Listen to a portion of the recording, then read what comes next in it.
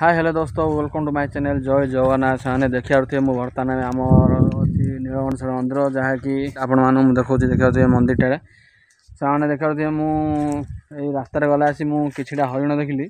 से देखा आपण से हरिण जूम कर देखा देखा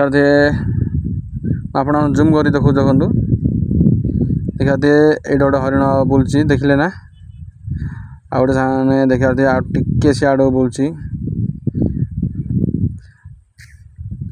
मुझे देखिली प्राय ये गोटे 10-15टा खंड हरिण अच्छा से